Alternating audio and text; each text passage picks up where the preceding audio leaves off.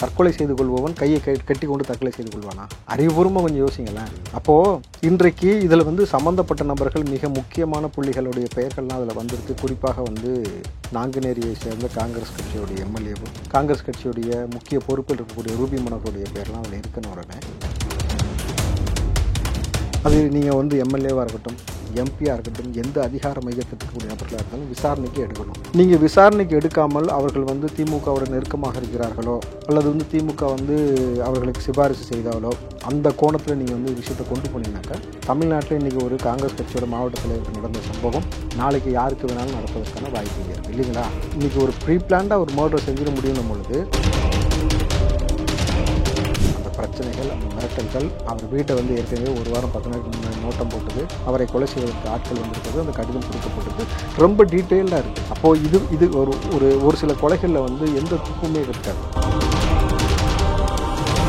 அந்த விவசாய நிலங்களை கையகப்படுத்தி அந்த நிலத்தை ஒன்றுமே இல்லாமல் தரிசாக்கி ஏர்போர்ட்டாக கொண்டு வரும்போது நாளைக்கு குடிக்கக்கூடிய தண்ணி எங்கே போவோம்? தமிழ்நாடு அரசுகிட்ட நீங்கள் போயிட்டு தண்ணி கொடுன்னு கேட்டாக்கா அரசாங்கம் எங்கேருந்து கொடுக்கும்? மாநிலத்திலேருந்து கொண்டு வருமா? கர்நாடகலேருந்து கொண்டு வர முடியுமா? சித்தராமையா தெளிவாக சொல்லிட்டாரு, நாங்கள் தண்ணி தரமாட்டோன்னு. ரெண்டாவது, விவசாயத்துக்காக நீங்கள் தண்ணி கேட்க முடியலன்னு சொல்லிட்டாங்க. அப்போ நீங்கள் ஏன் போய் இன்னொருத்தன்ட்ட கேட்கணும்? ஒரு குடம் தண்ணி 20 ரூபா கொடுத்து வாங்குற அளவுக்கு அரசாங்கம் கொண்டு போய் அவங்கள இந்த நிலைமை நிப்பாட்டி வச்சுக்கிறீங்க. பல கிராமங்களில் போர் போட்டால் கூட நீங்கள் தண்ணி வரலன்னும் போது அவர் அன்றாட யூசேஜ் இருக்குல்ல அதுக்கு. அப்போ இதை தாண்டி இங்கே கூடிய வாழக்கூடிய உயிரினங்கள்லாம் என்ன ஆகும்? கண்ணுக்கு தெரிஞ்சு நீங்கள் இந்த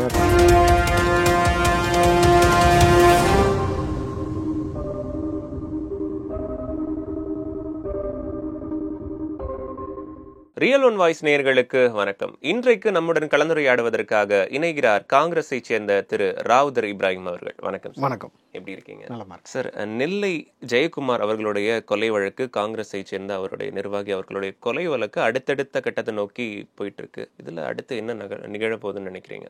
முதல்ல செய்தி வந்தது எப்படி வந்ததுனாக்கா, இவர் தற்கொலை செய்து கொண்டாரா கொலையா அப்படின்ற மாதிரி செய்தி தான் போட்டாங்க.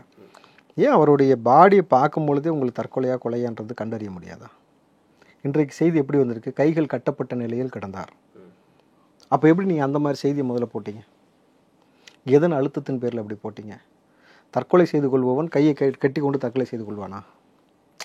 அறிவுபூர்வமாக கொஞ்சம் யோசிங்களேன். அப்போது இன்றைக்கு இதில் சம்மந்தப்பட்ட நபர்கள் மிக முக்கியமான புள்ளிகளுடைய பெயர்கள்லாம் அதில் வந்திருக்கு. குறிப்பாக நாங்குநேரியை சேர்ந்த காங்கிரஸ் கட்சியுடைய எம்எல்ஏவும் காங்கிரஸ் கட்சியுடைய முக்கிய பொறுப்பில் இருக்கக்கூடிய ரூபி மனோகருடைய பெயர்லாம் அதில் இருக்குன்னு உடனே செய்திகள் எப்படி ஒளிபரப்பப்படுகிறது? அது தற்கொலையாக இருக்க வாய்ப்பு இருக்குது. கொலையா தற்கொலை என்பதை விசாரித்து கொண்டிருக்கிறது காவல்துறை. ஏன் ஊடகங்கள் யாருமே முதல்ல அதான் சொல்லலாம், ஜேர்னலிசம்ன்றது என்ன ஜேர்னலிசம்ன்றது ஃபஸ்ட் நீங்கள் தெரிஞ்சுக்கணும்.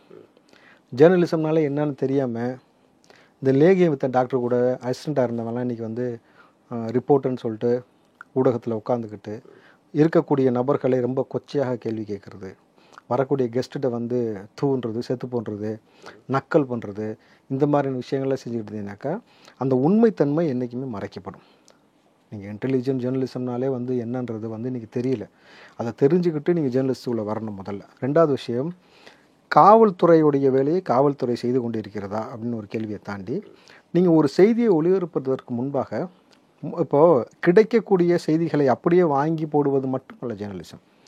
அதை பற்றின தரவுகளை நீங்கள் ஆராய்வதும், அதை பற்றின விஷயங்கள் உண்மைத்தன்மை என்னவாக இருக்கும்ன்றதும், இந்த மோஸ்ட் பாசிபிலிட்டி என்ன இல்லை, எப்படியெல்லாம் அதற்கான என்ன சொல்கிறது ப்ளஸ் ஆர் மைனஸ் இருக்குன்ற விஷயத்தை ரொம்ப ஆணித்தனமாக ஊடகத்தில் தைரியமாக ஊடகங்கள் பதிவு செய்யணும். இன்றைக்கு கைகள் கட்டப்பட்ட நிலையில் அப்படின்னும் பொழுது இது தற்கொலை அல்ல அப்படின்ற ஒரு விஷயம் உறுதியாயிடுச்சு. இப்போ கொலை. இப்போ இந்த கொலையில் சம்மந்தப்பட்ட நபர்கள் யாராக இருக்கிறார்? அந்த லெட்டரில் அவர் குறிப்பிட்ட லெட்டரில் கிட்டத்தட்ட 4-5 பேரை குறிப்பிட்டிருக்காரு. அதில் ஒரு முக்கியமான இப்போ எம்எல்ஏ ரூபி மனோகரன் பேர்லேருந்து பல நபர்களுடைய பேரை சொல்லியிருக்கிறாரு. தன்னுடைய உயிருக்கு பாதுகாப்பு இல்லைன்றதை அவர் முன்னாடியே சொல்லிட்டார். தன்னை கொலை செய்ய பார்க்கிறார்கள்ன்ற விஷயத்த பதிவு பண்ணிட்டார். அதற்கேற்ப நீங்கள் கைகள் கட்டப்பட்டிருக்கணும் போது இது கொலை, திட்டமிட்ட படுகொலை. இது எதர்ச்சியாக நடந்த ஒரு சம்பவம் அல்ல அப்படின்னும் பொழுது கிட்டத்தட்ட பார்த்தீங்கன்னா திட்டமிட்டு ரொம்ப ப்ரீ பிளான்டாக இந்த மர்டர் பண்ணியிருக்காங்க அப்படின்னும் பொழுது இந்த ஆய்வுக்கு உட்படுத்த வேண்டிய நபர்கள் யாரெல்லாம் இப்போ அண்ணாமலை கூட அந்த விஷயத்தை சொன்னார். இந்த பேர் குறிப்பிட்டது அவர் மரண வாக்கு மூலமாக கொடுக்கப்பட்டதாக கருதப்படுகிற அந்த லெட்டரில் அவர் குறிப்பிட்டப்பட்ட நபர்களிடம் விசாரணை செய்ய வேண்டும். அவர்கள் இன்றைக்கி அந்த காங்கிரஸ் கட்சியுடைய தலைவர், எங்கள் தலைவர் செல்வ பிறந்தவங்க தான் சொல்லியிருக்கார், சொந்த கட்சி நபராக இருந்தாலும் இந்த கொலைக்கு சம்மந்தப்பட்ட நபர்கள் யாராக இருந்தாலும் அவர்களை வந்து கைது பண்ணணும்னு சொல்லியிருக்கிறார். அப்படி இருக்கும் பொழுது அது நீங்கள் வந்து எம்எல்ஏவாக இருக்கட்டும், எம்பியாக இருக்கட்டும், எந்த அதிகார மையத்தில் இருக்கக்கூடிய நபர்களாக இருந்தாலும் விசாரணைக்கு எடுக்கணும். நீங்கள் விசாரணைக்கு எடுக்காமல் அவர்கள் வந்து திமுகவோட நெருக்கமாக இருக்கிறார்களோ அல்லது வந்து திமுக வந்து அவர்களுக்கு சிபாரிசு செய்தாலோ அந்த கோணத்தில் நீங்கள் வந்து விஷயத்தை கொண்டு போனீங்கன்னாக்கா, தமிழ்நாட்டில் இன்றைக்கி ஒரு காங்கிரஸ் கட்சியோட மாவட்ட தலைவருக்கு நடந்த சம்பவம் நாளைக்கு யாருக்கு வேணாலும் நடப்பதற்கான வாய்ப்பு இங்கே இருக்குது இல்லைங்களா? இன்றைக்கி ஒரு ப்ரீ பிளான்டாக ஒரு மர்டரை செஞ்சிட முடியும் பொழுது நாளைக்கு யாராக இருந்தாலும் என்ன, ஒரு எம்எல்ஏவாக இருந்தாலும் இதே மாதிரி ஸ்கெட்ச் போட்டு தூக்குனானுங்கன்னா நாளைக்கு தமிழ்நாட்டோட சட்ட ஒழுங்கு எவ்வளோ பெரிய பிரச்சனையாக இருக்கும். நாளைக்கு வந்து ஒரு மக்கள் பிரஜைக்கு நாளைக்கு இப்படி ஒரு பிரச்சனை வராமல் இருக்குமான்றது. ஏன்னா இங்கே ஆளுநருக்கே அந்த பிரச்சனை வந்துச்சு இல்லையா? ஆளுநர் மாளிகை மீது பெட்ரோல் வெடிங்கிட்டு வீசினதாக இருக்கட்டும், தமிழ்நாட்டில் இதுக்கு முன்னாடி ராகுல் காந்தியுடைய தகப்பனார் ராஜீவ்காந்தியுடைய படுகொலை சம்பவமாக இருக்கட்டும், விஓக்கள் வெட்டி படுகொலை செய்யப்பட்டதாக இருக்கட்டும், இராணுவ வீரர் வெட்டப்பட்டதாக இருக்கட்டும், பத்திரிகையாளர் வெட்டப்பட்டதாக இருக்கட்டும், தொடர்ச்சியாக இது போன்ற சம்பவம் நடந்து கொண்டிருக்கிறது. இதை தாண்டி சாதிய படுகொலைகள் அதிகமாக நடந்துகிட்டு இருக்கும் பொழுது அரசாங்கம் இந்த விஷயத்தை வந்து முனைப்பாக எடுத்து இதை ஒரு முன்னுதாரணமாக வைத்து இங்கே நீங்கள் கையாளக்கூடிய முறையை வைத்து நீ தமிழ்நாட்டில் எந்த சம்பவம் நடந்தாலும் எப்படிப்பட்ட பின்புலத்தில் இருந்தாலும் அந்த நபர்களை தூக்குவோன்ற விஷயத்தை வந்து தமிழ்நாடு அரசு உறுதி செய்யணும் முதல்ல. ரெண்டாவது விஷயம், இது சம்மந்தப்பட்ட முக்கியமான நபர்களை தொடர்பு கொண்டால் அந்த நபர்களுடைய மொபைல் ஃபோன் சுவிட்ச் ஆஃப் செய்யப்பட்டிருக்குன்னு சொல்கிறாங்க. ரெண்டாவது, இந்த இந்த கொலை செய்யப்பட்ட நபருடைய மொபைல் ஃபோனும் இது வரைக்கும் கிடைக்கப்படலை. அப்போ என்ன பண்ணுனாக்கா, கவர்மெண்ட்டு உங்களுக்கு டேட்டா இருக்கும், சிடிஆர் ரிப்போர்ட் நீங்கள் எடுக்கலாம். அந்த ரிப்போர்ட் நீங்கள் எடுத்திங்கனாக்கா ஈஸியாக வந்து அவருடைய கால் ஹிஸ்ட்ரி எல்லாத்தையும் எடுத்துடலாம். எந்த லொக்கேஷனில் கடைசி ஆன் ஆயிருக்கு, ஆஃப் ஆயிருக்கு, யார் கூட பேசியிருக்காரு, வந்திருக்காரு, கிளியர் ஸ்ட்ரக்சர் எடுத்துட்டோம்னாக்கா இதில் சம்மந்தப்பட்ட நபர் யாருன்னு தெரியும். காவல்துறை இதை விசாரிக்கக்கூடிய கோணம்ன்றது வந்து ரொம்ப நீங்கள் கடுமையான உங்களுடைய பாணியில் விசாரிக்கணும். விசாரிக்காமல் நீங்கள் மேன்போக்காக போகவே கூடாது. இதில் இந்த கட்சி காங்கிரஸ் கட்சின்றதுனால வந்து நீங்கள் ரொம்ப ஒரு மாதிரி தடுமாற்றத்தில் வந்து இன்றைக்கி இருக்கோ அப்படின்ற மாதிரி ஒரு கேள்வி இருக்குது மக்களுக்குள்ள. சார், அவங்க என்ன தைரியத்தில் பண்ணியிருக்காங்க? ஆல்ரெடி வந்து இவங்கனால வந்து என்னோட உயிருக்கு ஆபத்து இருக்குன்னு அவர் போலீஸில் கம்ப்ளைண்ட் பண்ணியிருக்காருன்னு சொன்னீங்க. அப்போ என்ன தைரியத்தில் அது மேற்கொண்டு நடந்திருக்கும்னு நினைக்கிறீங்க? இதில் 2 கோணத்தில் பார்க்க வேண்டியது இருக்குது. நீங்கள் கடலூர் மாவட்டத்தில் 24 மணி நேரம் சாராயம் விற்கிறான்னு சொல்லி ஒரு நபர் வந்து வீடியோ எடுத்து 100க்கு ஃபோன் பண்ணி, சார் இங்கே சட்டவிரோதமாக 24 மணி நேரம் மது விற்பனை செய்யப்படுகிறதுன்ற காணொலியை அனுப்பிச்சி வச்சாக்கா, அடுத்த அரை மணி நேரத்தில் கம்ப்ளைண்ட் கொடுத்த நபரே அழுதுகிட்டு பதறிக்கிட்டு திருப்பி காவல் நிலையத்துக்கு கம்ப்ளைண்ட் பண்ணுறான். 100க்கு வந்து கால் பண்ணி, சார் இந்த மாதிரி வந்து சட்டவிரோதமாக மது விற்கிறாங்கன்னு சொல்லி நான் வந்து ஆதாரப்பூர்வமாக எடுத்தேன். அங்கேருந்து லோக்கல் ஸ்டேஷனுக்கு சொல்லியிருக்காங்க. லோக்கல் ஸ்டேஷனில் என்னுடைய மொபைல் நம்பர், என்னுடைய பேரை எடுத்து அங்கே இருக்கக்கூடிய காவல்துறையினர் எவன் சாராயம் விற்றானோ அவனுக்கே ஃபோன் பண்ணி, பாரு இதான் அவன் பேர், இதான் ஃபோன் நம்பரு, நீ விற்கிறத சொல்லி அவன் கம்ப்ளைண்ட் பண்ணியிருக்கான்னு சொல்லிட்டானுங்க. அந்த ஆள் எனக்கு ஃபோன் பண்ணி போலீஸ்காரங்கிட்ட காசு வாங்கி நம்பர் கொடுத்துட்டான். அவர் சொன்ன வார்த்தை, போலீஸ்காரங்கிட்ட காசு வாங்கி நம்பர் கொடுத்துட்டாங்க, உன்னை வெட்டாம விட மாட்டேன்னு தேடிட்டு இருக்காங்க சார், நான் இப்போ ஒரு தோப்புக்குள்ளே பதுங்கி உட்காந்துருக்கிறேன் அப்படின்னு ஒரு ஆள் பதறிக்கிட்டு ஃபோன் பண்ணது சமீபம் ஒரு வாரத்துக்கு முன்னாடி எல்லா ஊடகத்துலேயும் பார்த்தோம். அப்போது இது ஒரு போக்கு. ஸோ காவல்துறை நேர்மையாக அரணாக செயல்படுகிறதா செயல்படலையா ஒரு கேள்வி இருக்குல்ல. சில காவல்துறையில் இருக்கக்கூடிய சில நபர்கள் வந்து செய்யக்கூடிய இந்த விஷயத்தினால ஒட்டுமொத்த காவல்துறைக்கும் ஒரு அசிங்கம் அவமானம் ஏற்படுது. அப்போ இது வரைக்கும் இந்த விஷயம் வந்துச்சு இல்லையா, அந்த ஒரு வாரத்தில் அந்த சம்பந்தப்பட்ட காவல்துறையில் இருந்த அந்த ஸ்டேஷனில் இருந்த காவலர்களை வந்து சஸ்பெண்ட் பண்ணதாக ஒரு செய்தியாவது பார்த்தீங்களா? இப்போ மீடியா வரைக்கும் கொண்டு வந்தாச்சு, எல்லா செய்தியிலையும் போட்டாச்சு. அப்போது உயர் காவல்துறை அதிகாரியோ அல்லது வந்து அரசாங்கத்தில் இருக்கக்கூடிய முக்கிய அமைச்சர் பெருமக்களோ இது குறித்த நடவடிக்கை எடுத்தீங்களான்னா எடுக்கலை. அப்போ சாராயம் விற்கிறவனுக்காக இது வரைக்கும் நீங்கள் சப்போர்ட் பண்ணுறீங்களா அரசாங்கம்னு ஒரு கேள்வி இருக்குல்ல. காவல்துறை இருக்கக்கூடிய உயர் அதிகாரிகள் ஏன் மௌனமாக இருக்கிறீங்கன்னு ஒரு கேள்வி இருக்குல்ல. அப்போது மௌனமாக நீங்கள் இருக்கிறீங்கனாக்கா அப்போ உங்களுக்கு கொடுக்கப்படக்கூடிய அழுத்தம், அந்த அழுத்தத்தை யார் கொடுக்குறார்கள்? அரசாங்கத்தில் இருக்கக்கூடிய முக்கிய பொறுப்பில் இருக்கக்கூடிய அதிகாரிகள் கொடுக்குறாங்களா அல்லது வந்து அமைச்சர் பெருமக்கள் கொடுக்குறாங்களா ஒரு கேள்வி இருக்குல்ல. அப்போ இந்த கோணத்தில் நீங்கள் பார்க்கும்பொழுது இந்த ப்ரீ பிளான்டு மர்டர் இருக்குல்ல, ஸோ இதுக்கு வந்து ஒரு பின்புலம் காவல்துறையை வந்து மறுபடியும் இதே போன்ற விஷயத்தை செஞ்சுருவாங்களா? காவல்துறையை வந்து அமைதியாக போக வச்சுட்டு அதிகார மையத்தில் இருக்கக்கூடிய நபர்கள் வந்து காவல்துறைக்கு வந்து பணம் கொடுத்தோ அல்லது வந்து வேறு மாதிரியான ஒரு விஷயத்தை கொண்டு போயோ இந்த கேஸை மடைமாற்றுவதற்கான வாய்ப்பு இருக்குதா அப்படின்னு ஒரு கோணம் இருக்குல்ல. அப்போது அந்த கேஸையும் இதையும் பொருத்தி பாருங்கள். அப்போ அப்படி இல்லாட்டி இதில் நடவடிக்கை உறுதியை இருந்தாலும் ஒரு காங்கிரஸ் நிர்வாகி முக்கியஸ்தர்கள்ட்ட விசாரணை போகல சார், போகணும் சார். அப்போ வந்து இந்த மாதிரி அழுத்தம் கொடுக்குறீங்கனாக்கா அந்த வழக்கை வந்து சிபிசிஐடிக்கு மாற்றணும். இல்லாட்டி வந்து இந்த வழக்கை வந்து வேறு தமிழ்நாடு காவல்துறை இல்லாமல் வேறு யாருக்காவது மாற்றலாமான்ற ஒரு கோணத்தில் நீங்கள் பார்க்கணும். அப்படி நீங்கள் சரியான முறையில் அணுகாட்டி இந்த விஷயத்தை ராகுல் காந்தி வரைக்கும் டெல்லி வரைக்கும் எடுத்துகிட்டு போயிட்டு இந்த வழக்கை வந்து அடுத்த கட்டத்திற்கு நகர்த்தி கொண்டு போவதற்கான வேலை செய்வதற்கு ஒரு டீம் வந்து இப்போ வேலை செஞ்சுக்கிட்டு இருக்காங்க. ஏன்னாக்கா இங்கே இருக்கக்கூடிய அதிகார மையம் வந்து காவல்துறைக்கு சப்போர்ட் பண்ணுது, இல்லை காவல்துறை வந்து உச்சபட்ச அதிகார மையத்திடம் அமைதியாக போகிறதுன்ற ஒரு கண்ணோட்டம் இருக்குன்றதை தாண்டி செய்திகளும் இருக்குது. அப்போது இது முறையாக போகலை அப்படின்ற மாதிரி தெரிஞ்சதுனாக்கா இது சிபிசிஐட தாண்டி இது வந்து வேறு யாருக்கும் கொண்டு போகலாமா அந்த வழக்கு, அதுக்கான அழுத்தம் கொடுக்கலாமான்ற விஷயத்தை ஒரு பேச்சுவார்த்தை நடந்து கொண்டிருக்கிறது. இதை ஒரு தரப்பு மக்கள் வந்து சாதாரணமாக விடுவதாக இல்லை. ஏன்னா முக்கியஸ்தர சம்மந்தப்பட்டதுனால இதை டெல்லி வரைக்கும் கொண்டு போயிடலாம், இதை வேறு மாதிரி ஒரு அணுகுமுறைக்கு எடுத்துகிட்டு போகலான்னு பார்க்குறாங்க. அதற்கெல்லாம் இடம் கொடுக்காம முதல்வர் உரிய நடவடிக்கை எடுக்கணும்ன்றது தான் எல்லாத்துடைய. நீங்கள் காங்கிரஸை சேர்ந்தவர், இது என்ன பிரச்சனை நிகழ்ந்திருக்கும்னு நினைக்கிறீங்க? இது உள்ளுக்குள்ள கட்சிக்குள்ள இப்போ என்ன நடந்துட்டு இருக்கு சார்? இந்த விஷயம் எப்படி போய்கிட்டு இல்லை? இது வந்து அவர் தெளிவாக குறிப்பிட்டார் கடிதத்தில். பணம் கொடுக்கல் வாங்கல், அந்த பிரச்சனைகள், அந்த மிரட்டல்கள், அவர் வீட்டை வந்து ஏற்கனவே ஒரு வாரம் 10 நாளைக்கு முன்னாடி நோட்டம் போட்டது, அவரை கொலை செய்வதற்கு ஆட்கள் வந்திருக்கிறது, அந்த கடிதம் கொடுக்கப்பட்டது ரொம்ப டீட்டெயில்டாக இருக்குது. அப்போது இது ஒரு சில கொலைகளில் வந்து எந்த துப்புமே கிடைக்காது, எப்படி இறந்தாங்க என்ன எதுவுமே தெரியாது, இது கொலையான்னு கூட தெரியாது. இதில் கடிதம் இருக்குது, கடிதத்தில் பெயர்கள் இருக்குது, என்ன பிரச்சனைன்ற விஷயம் இருக்குது. இதுக்கு முன்னாடி ஆட்கள் வீட்டுக்கு வந்துட்டு போனது இருக்குது. அப்போ அந்த சிசிடிவி ஃபுட்டேஜ்லாம் எடுத்திங்கன்னா யார் வந்தாங்க போனாங்க, உங்களுக்கு சிசிடிவி ஃபுட்டேஜ் கிடைக்கும் இல்லையா, கிடைக்காம எப்படி இருக்க முடியும்? அப்போ அதை வச்ச ஒரு கோணம். அடுத்து வந்து இது கொலைதான் என்று அப்படின்ற வழக்கு வந்து கொலைதான் என்பது உறுதியாக தெரிகிற அளவுக்கு ஒரு கை கட்டப்பட்டது. ஸோ இதுக்கு மேலே இன்வெஸ்டிகேஷன் செய்ய வேண்டியது காவல்துறையுடைய வேலை. முறையாக செய்கிறீங்களா செய்ய மாட்டீங்களா, அது அடுத்த கட்டமாக அது டெல்லிக்கு நகர்த்து கொண்டு போக போகிறாங்களான்றது தான் இப்போ இருக்கக்கூடிய பிரச்சனை. சார், பரந்தூர் விமான நிலைய போராட்டம் வந்து ஒரு 650 நாளை கடந்து வந்து போய்கிட்டே இருக்குது. இது எப்போ தான் இதுக்கு ஒரு முடிவு வரும் அப்படின்னு நினைக்கிறீங்க? தமிழ்நாட்டில் திமுக ஆட்சி இருக்கிற வரைக்கும் இதற்கு ஒரு முடிவு வராது. நீங்கள் ஒரு கிராமமே சேர்ந்து 650 நாள் யோசிச்சு பாருங்களேன். தினம் போராடுறாங்க, தினம் நைட்டு வேலையை முடிச்சுட்டு வந்து அந்த மக்கள் வந்து தொடர்ச்சியாக எங்களுடைய நிலங்களை கையகப்படுத்தாதீர்கள். அவர்கள் சொல்லக்கூடிய ஒரே விஷயம், இன்றைக்கி தமிழ்நாட்டில் 2 முக்கியமான பிரச்சனை இன்றைக்கி இருக்க கரண்ட் சுச்சுவேஷனில். ஒன்று தண்ணீர் பிரச்சனை, இன்னொன்று மின்சார பிரச்சனை. கவனிச்சிங்களா? தண்ணீர் பிரச்சனை, மின்சார பிரச்சனை. தமிழ்நாடு முழுக்க எல்லா இடத்துலையும் தண்ணீர் கிடையாது. நீங்கள் வந்து இந்த பொள்ளாச்சி மாவட்டம்லாம் எடுத்திங்கன்னா இளநிக்கு பேர் போனது, அங்கே தென்னை மரங்கள் மொத்தமாக வந்து எல்லாமே வந்து சுத்தமாக அவ்வளோதான் பட்டு போச்சு. தமிழ்நாட்டில் எங்கேயுமே வந்து தண்ணி இல்லை. அதை தாண்டி பாருங்கள், நமக்கு தண்ணி இல்லை. இவர்கள் அரசாங்கம் சொல்வது என்னன்னாக்கா, சென்னையில் போதிய குடிநீர் இருக்குது. சென்னையில் மட்டும்தான் மக்கள் வாழ்கிறானா? இந்த கவர்மெண்ட் சொல்லக்கூடிய விஷயத்தை நீங்கள் பார்த்தீங்களா? அப்போ சென்னையை தாண்டி இருக்கக்கூடியவரெல்லாம் மக்கள் கிடையாதா? அங்கே இருக்கக்கூடிய உயிரினங்கள் என்ன செய்யும்? ஏற்கனவே 2 மாதத்துக்கு முன்னாடி நம்ம பார்த்தோம், சிதம்பரத்தில் வந்து நீங்கள் பார்த்தீங்கன்னாக்கா மண்ணை வந்து தூர்வாரி ஊத்தடுக்க வச்சு தண்ணி குடித்த அந்த காணொலிலாம் பார்த்தோம். இன்றைக்கி தண்ணி எங்கேயுமே இல்லை. நீங்கள் எவ்வளோ தான் வந்து நீங்கள் தூர்வாரினாலும் சரி, குறிப்பாக பொள்ளாச்சி இது போன்ற இடங்களில் சரி, திருப்பூர் போன்ற இடங்களில் சொல்லி 1500 மீட்டர் வந்து நீங்கள் கிட்டத்தட்ட போர் போட்டால் கூட தண்ணி கிடைக்கலையாம். 1500 அடி போட்டால் கூட தண்ணீர் இல்லை. அப்போ இந்த தண்ணீர் வந்து நிலத்தடி நீர் இல்லாமல் போவதற்கான காரணத்தையும் இந்த பரந்தூர் விமான நிலையத்துடைய 2 விஷயத்தையும் பொருத்தி பாருங்களேன். அந்த பரந்தூர் விமான நிலையத்துக்கு மக்கள் போராட்ட விஷயமா, வரப்புயர நீர் உயரும், நீர் உயர நெல் உயரும். ஸோ பல ஆயிரம் லிட்டர் மெட்ரிக் தண்ணீரை பூமிக்குள் கடத்தக்கூடிய பணியை விவசாய நிலம் செய்கிறது. அதன் மூலமாகத்தான் நிலத்தடி நீர் வந்து அதிகப்படுத்தப்படும். ஏரி குளங்கள் நீர் விட்டுறதை தாண்டி இந்த விவசாயம் எந்த அளவுக்கு பூமி இருக்கிறதோ அந்த அளவுக்கு வந்து நீர் ஆதாரம் வந்து செழிப்பாக இருக்கும். இந்த நீர் ஆதாரத்தை உறுதி செய்யக்கூடிய தமிழக அரசு, நீர்வளத்துறை அமைச்சர் இது வரைக்கும் என்ன செய்து கொண்டிருக்காருன்னு ஒரு கேள்வி இருக்குது.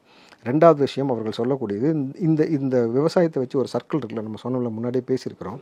அந்த வயலில் நீங்கள் பார்த்தீங்கன்னாக்கா அந்த தண்ணி வந்து பூமிக்குள் கடத்தப்பட்டு நீர் ஆதாரம் உறுதி செய்யப்படுகிறது. 2வது பார்த்தீங்கன்னாக்கா அந்த மண்ணை உயிர்ப்போட வைக்கக்கூடிய வேலையை வந்து இயற்கை உரங்களை போட்டு அந்த மண்புழு செய்து கொண்டிருக்கிறது. அங்கே இருக்கக்கூடிய விளையக்கூடிய அந்த நெற்களை வைத்து மனிதர்கள் உணவாக அருந்துகிறார்கள்.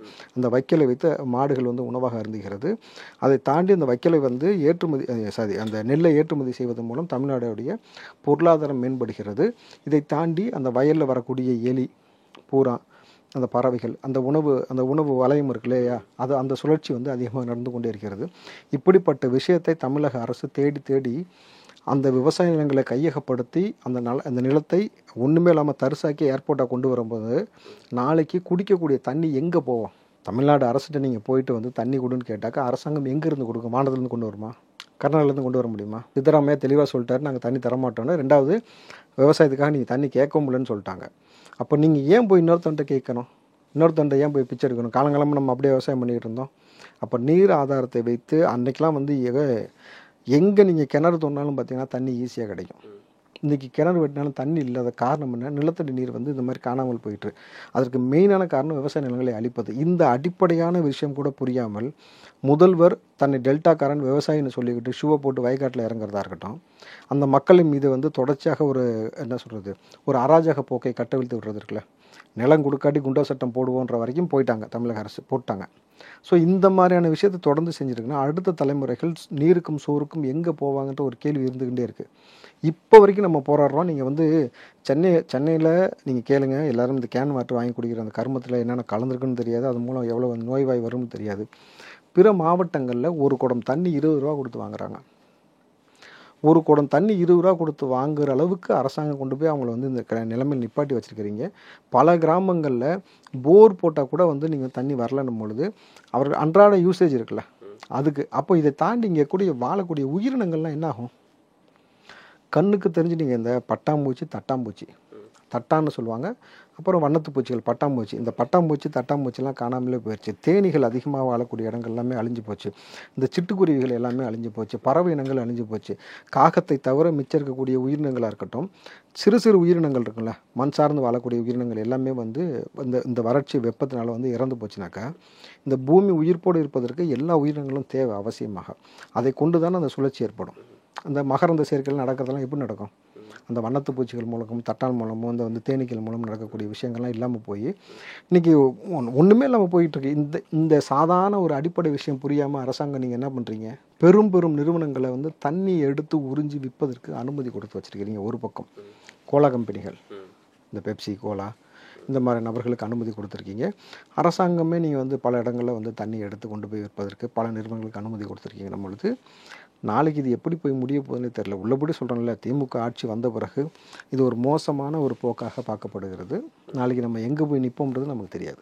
இது மத்திய அரசோட தலையீடு இதில் ஏதாவது இருக்கும்னு நினைக்கிறீங்களா சார்? மத்திய அரசு இடத்தை தேர்வு செஞ்சு தர சொல்லிச்சு, அவ்வளோதான். விவசாய நிலத்தை தேர்ந்தெடுத்துக்கூடுன்னு சொல்லி மோடி சொல்லவே கிடையாது. அப்போ ஒரு மாநில அரசு எவ்வளவோ தரிசு நிலங்கள் இருக்குது, பயன்படாமல் நீங்கள் ஏற்கனவே வந்து நிலத்தடி நீர் இல்லாமல் பண்ணதுடைய விளைவு இந்த மாதிரி ஆயிடுச்சு. நீங்கள் காவேரியிலேருந்து தண்ணி வாங்கி தராமல் இருக்கிறீங்க, விவசாயம் எல்லாம் போச்சு. பல இடத்துல நிலத்தை வந்து திட்டமிட்டு வந்து இந்த மாதிரி வந்து நீங்கள் அழிக்கக்கூடிய விஷயமா இருக்கட்டும். குறிப்பாக இந்த சிப்காட்டுக்காக கையகப்படுத்தக்கூடிய நிலங்கள் எல்லாமே விவசாய நிலங்களாக இருக்குது இல்லையா? அப்போ இது எல்லாமே வந்து ஒரு என்ன சொல்கிறது, ஹைட்ரோ கார்பனோ இந்த மீத்தேன் ஈத்தேன் போன்ற விஷயத்தை எடுப்பதற்காக பெரும் நிறுவனங்களுக்காக நீங்கள் வந்து விலை போய் திட்டமிட்டு செய்கிறீங்கன்ற ஒரு குற்றச்சாட்டும் அவர்கள் மீது இருக்கு இல்லையா? இதை எப்படி மாநில அரசு வந்து இதை வந்து இல்லைன்றது உறுதி செய்வீங்க? அப்போ இவர்களுக்கு நம்மை பற்றி, நம் மக்களை பற்றி எந்த ஒரு அக்கறையோ எந்த ஒரு கவலையோ கிடையாது. அவர்களுக்கு தேவை பணம், எப்படி கிடைத்தாலும் சரி அப்படின்னாக்கா பணத்தை திம்புவீங்களா? பணத்தை திங்க முடியுமா? நீங்கள் வந்து உங்கள்கிட்ட இருக்க காசுக்கு நீங்கள் டீ குடிக்கிறதுக்கு துபாய் வரைக்கும் போவீங்க, லண்டன் வரைக்கும் போவீங்க. நாங்கள் என்ன பண்ணுவோம்? அன்றாட காட்சிகள் இருக்கும்ல, அவனுக்கு இங்கே நீரும் சோறும் இல்லாமல் அவன் என்ன செய்வான் சார்? அவன் பாட்டுக்கு அவனுக்கு ஒரு காக்கானி நல்லா இருந்தாலும் கூட அவன் பாட்டு விவசாயம் பண்ணி தண்ணி வச்சு தான் சாப்பிட்டு ஒரு வெண்டைக்காய் கத்திரிக்கான்னு போட்டு அதை கொஞ்சம் சாப்பிட்டு உயிரோடு இருந்துகிட்டு இருந்தான். அதையும் பறிச்சுட்டு கொண்டுட்டு நீங்கள் என்ன செய்ய போகிறீங்க, என்ன சாதிக்க போகிறீங்கன்னு தெரியல. இப்போ இந்த திமுக என்ற ஒற்றை கட்சி இப்படி மக்களை வந்து கொன்று வச்சு இந்த நிலங்களை அழித்து சர்வநாசம் செய்வதை தடுக்கிறதுக்கு என்ன வழி?